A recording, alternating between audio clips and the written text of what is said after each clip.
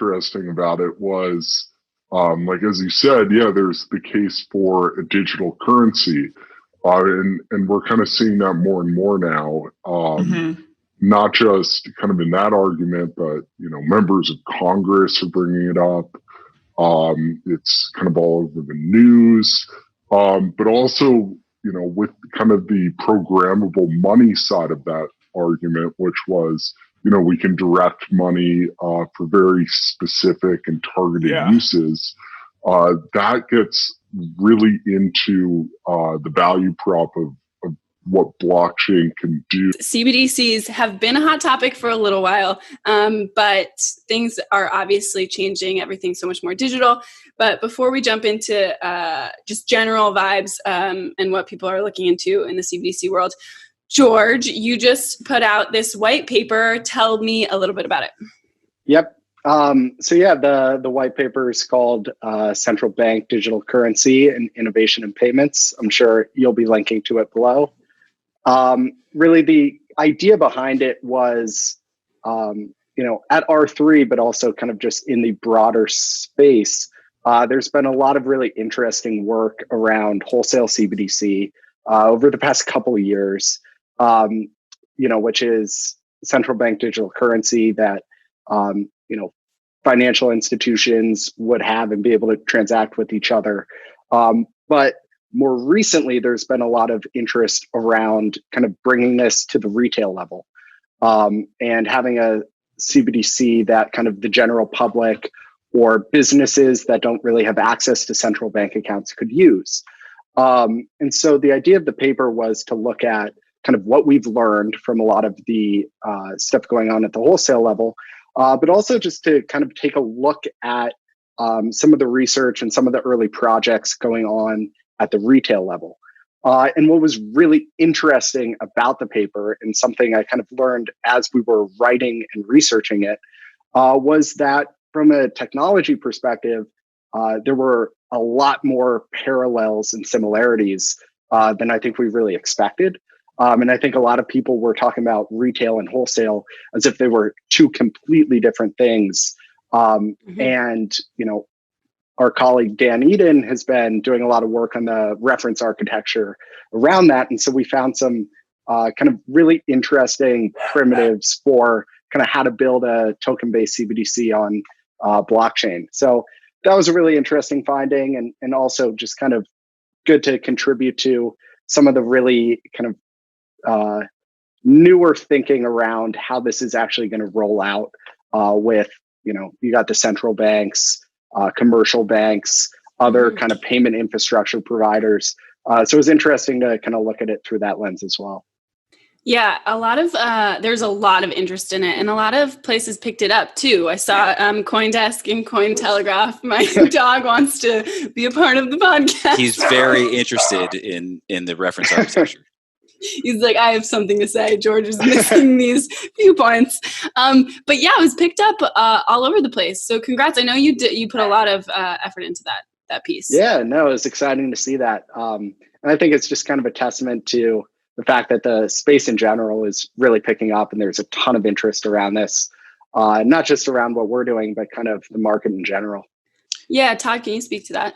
Yeah, so one of the prompts for us to get a paper out there, I think George described it well. It's sort of, I always looked at it as serving two aims. One was I remember a customer maybe 3 months ago saying to me, you guys at R3 have done so much over the last few years around central bank digital currency.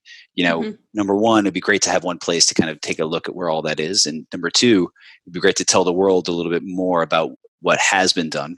Yeah. And I think it's more and more important as this topic has kind of blown up over the last 12 months or so, to really look back to 2016 when we started research and work on this, to put that all into one place. A lot of that is on the wholesale side, so they're sort of the high end, high value side. And then the second part of the paper is a little bit more forward looking. And obviously there's a lot of interest on what people are calling retail central bank digital currency, somewhat spurred by Libra last year, but I think more so pulled along by the interest from central banks now. And I think what was, as George mentioned, what was illuminating is I think having the definition of the two of them as separate is potentially not that helpful, because where we're seeing a lot of this interest is sort of, if you take one rung below sort of really high value interbank payments with wholesale central bank digital currency, the use cases and applications are quite similar. At the very, very high end, this is work that's going on somewhat like, say, market infrastructure evolution, and in the market infrastructure is sort of figure out new ways to settle amongst financial institutions, or things like utility settlement coin and some other aspects. But if you look one rung below that, all the way down to, say, paying for coffee with Venmo, digital payments, digital settlements, I think can potentially be widely addressed if you look at some of the models that George and Dan and others have put forward in the paper, which people are calling retail, but it's more like general purpose digital currency. Yeah. And it's sort of, you pull together all the stuff that's been happening in the last few months. What's obviously has resonated with all of us is that there are so many businesses out there that are going through a very tough time right now. And whether it's they're trying to, in effect, figure out ways to get more cash on their balance sheet, get more financing in the short term, or whether governments are trying to reach out to help them, there's a lot of tools that we all feel, if they were in place today, power through a digital currency, could really help that market segment. So it's not necessarily wholesale at the top end, or settling your poker bets on Venmo. It's about, these are about small businesses, single proprietor businesses, but all the way up to multi-million-dollar revenue companies that can really take advantage of this technology innovation. Yeah, that's a good point with the different organizations that can kind of, what's the word? Not highlight. What's the word? Not. Can I buy a vowel? What? I'm trying to help. Was that English?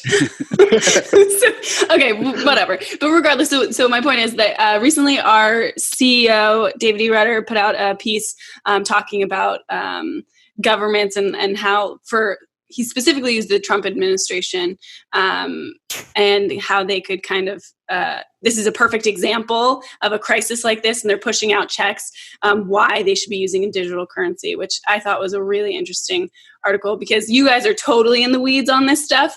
I'm not. So it was a really cool example of how this stuff could be used in a way I didn't think of before. Do you have any other examples like that to help me learn more? Well, just kind of on that piece itself, what I thought was really interesting about it was, like, as you said, there's the case for a digital currency. And we're kind of seeing that more and more now, not just kind of in that argument, but, members of Congress are bringing it up. It's kind of all over the news, but also, with kind of the programmable money side of that argument, which was, we can direct money for very specific and targeted uses. That gets really into the value prop of what blockchain can do with digital money. And it's kind of a layered argument, but it's really interesting when you kind of combine those two elements. Very interesting. I think obviously the value of, so we're giving you money. Now let's make sure you're actually using it for what we want you to, like, not George's like keggers with his friends during quarantine. Just kidding. So we recently, to tie all this in together, because obviously there's interest about in CBDCs for the past few months, and it just keeps on growing. I feel like it's a snowball effect. So we announced a CBDC working group recently. Can you guys talk about that? Sure. Well, I think a lot of the impetus for kind of why we were doing it, Todd kind of hit on really well with, this is something that so many different types of organizations are looking into. I mean, you have some of those kind of high value banks who are really curious about how this is going to work. A lot of retail payment companies are looking at this from the standpoint of, how are we going to better facilitate the applications we currently run, and are looking at CBDC as something kind of on the back end that can really help them, that they can kind of use for their clients. Central banks are obviously pivotal because they're kind of governing and defining the rules and the boundaries of this space. But also we've seen so much interest and a lot of helpful research and initial work from organizations like the BIS and the IMF, who are really helping central banks define what this is going to look like and providing a little bit more clarity to the market. And so the idea with the working group is, it seems like we say this a lot with blockchain, but it's about kind of aligning parties towards a future they all kind of want, but they might have different views on how to get there, and or may have aligned incentives but not perfectly aligned. And kind of the idea with the working group is to work through some of those problems, because there's a really good high-level understanding of CBDC now, but we're sort of at the stage where we need to get a little bit deeper into this, at the technology level, at the policy level, and also at the business level. So we're really trying to dive into all those questions with the working group. Yeah. So who can join the working group? Yeah. So, it's right now we've kind of opened up the discussion to a lot of central banks, commercial banks, some of the kind of regulator bodies. But kind of in the coming weeks, we're going to be opening up more broadly participation to some other types of institutions. So that's great. So it's not just central banks. It's not Nope. just central banks. I think that was really well said, George, by the way. It was a good job. That was good. The power is going to come if we get as many different segments together on the same mental model or consistent mental model, right? Like we've seen this before. If you look back at the beginning of R3, one of the first things we started was this architecture working group. So there was this word blockchain and no one really knew what it meant. And so we kind of pulled it all the way back and built it back up again. It's just like, this is a sort of a mental model for what problem we're trying to solve. And from that, we designed and built Corda, and I think also the industry in general just had a better understanding. We did this again. We had our digital asset working group, and it was similar. It's like, is this all just these ICO scam tokens, or is there something that's real going to come out of this? Can we come up with a common understanding and definition of maybe a security token or digital securities? And now with central bank digital currency, this working group it's at a really good time because we've had so much inbound interest on it. And I think, as George said, that we're starting to see this alignment of definitions and a vision. And so if there's a way we can help convene folks together and continue that'd be great. And then the last piece would be, which is really, really important, this is not just about central banks. We've been very, very consistent. Yeah.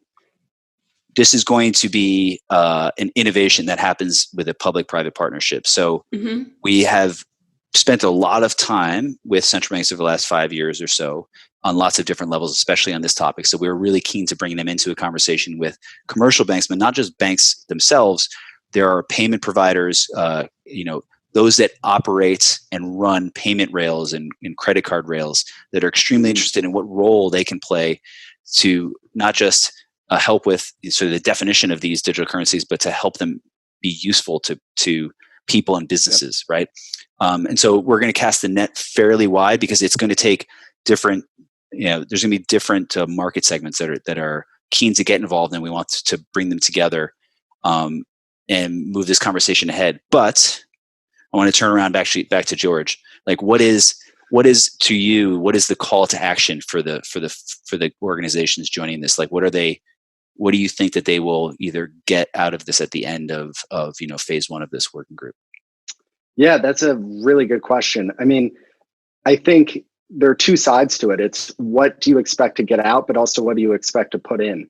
And what's going to drive success is going to be companies and regulators, like anyone who's joining is going to really need to be honest and clear about kind of how they have approached this and their work to date, but also kind of the parameters under which they're considering this. So thinking about why they may want this, why their customers may want this, what they see the risks being. Because what I see as a successful outcome is having a set of requirements defined or kind of arrived at, that, people like us who build technology, companies like, payment network operators who are building that infrastructure can go and build things with a shared understanding of kind of how the market is arriving at solutions. Mm-hmm.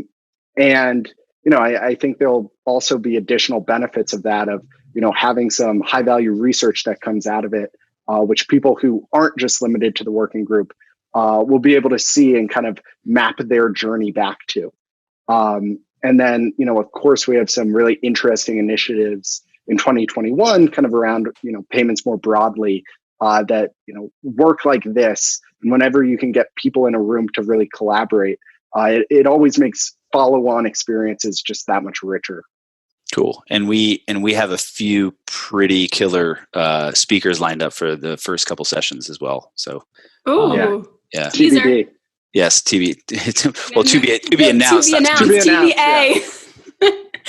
Got my acronyms wrong. This reminds me that, R3 kind of, we've always been a big working group kind of company. If you think about it, we had, so AWG, DLG, DAWG. The dog.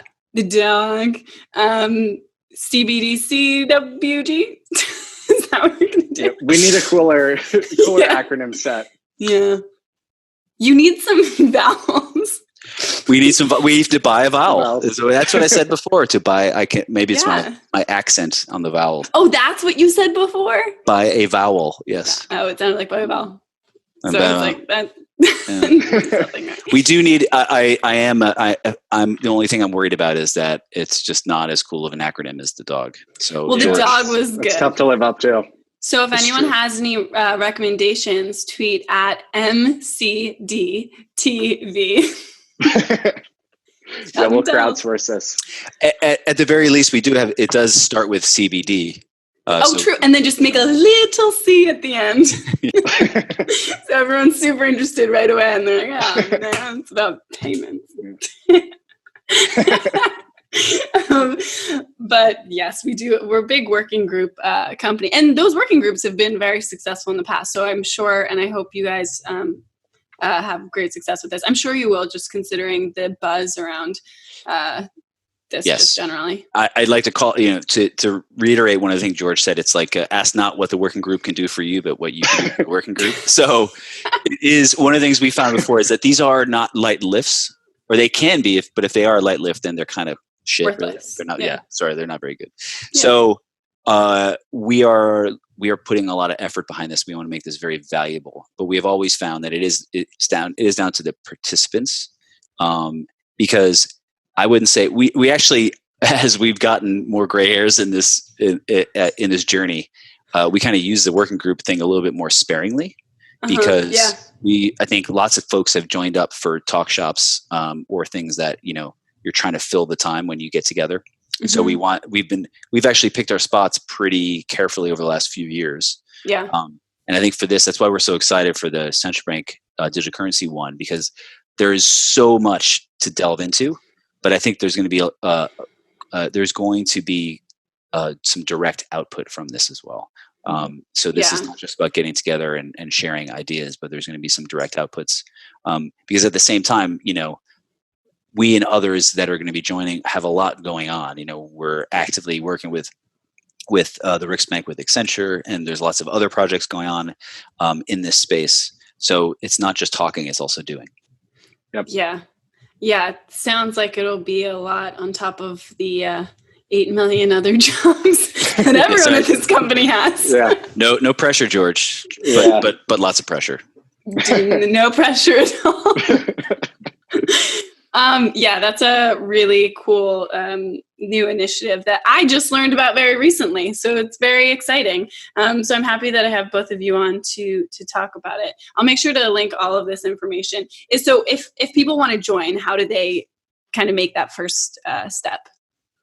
Yeah, so there's just a simple website that we've got up now that kind of just gives some basic details. But one feature of it that I actually really like is we list out some of the potential topics that we're going to cover. And going back on the theme of what can you do for the working group, we're putting it on them or you guys to select things you actually want to dive into. Oh, cool. So I'm sure I'll send you the link to that. Yeah, I'll put it in the link or the bio of this episode. You can tell we're recording on a Friday because my brain doesn't work.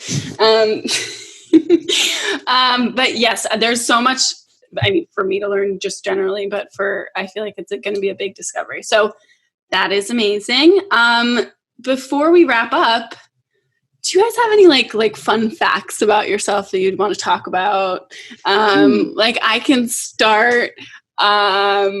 I was in a baby commercial when I was little, cast as a boy because I thought it was more appropriate. George, do you have like any kind of fun facts for us? Yeah. I don't know. Let me think. I've got. Let's see. I guess my fun fact would be that I am was a nationally ranked long snapper. It's a real crowd pleaser with these two. With this crowd, yes. Yeah. Sure. Everyone else listening is going to be like, what are they? well, if for people who are international, so explain what a long snapper is. Oh, yeah. Well, Catherine, I mean, you can demonstrate. I can't. I'm wearing sweatpants. So it's a position in American football that hikes the ball to the kicker or the punter. So it's about throwing a football very precisely back 15 yards. Through your legs. And through your legs. Yeah, that's the key part. So So Catherine, can you promise me that George's long snapper recruitment video will be in the show notes? Can we do that? George, do you mind? Not at all. Okay, yes. I promise that I put it on YouTube, so I can only blame myself. Oh, it's my favorite fun fact about anyone. Oh, man. All right. Well, thank you for that, George. Well, Todd, do you have a fun fact you'd like? No way. I'm definitely not following that. We already flew too close to the sun with the long snapper fun facts.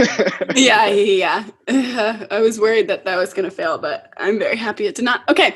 Thank you both for joining me today. I've learned a lot from the white paper, and I'm sure the working group is going to be an amazing resource for those involved who want to contribute and listen. And so thank you. Awesome. Hope you guys are doing well. Hope you guys are happy and healthy and staying sane. Hot tub time. See ya. Nice. See ya.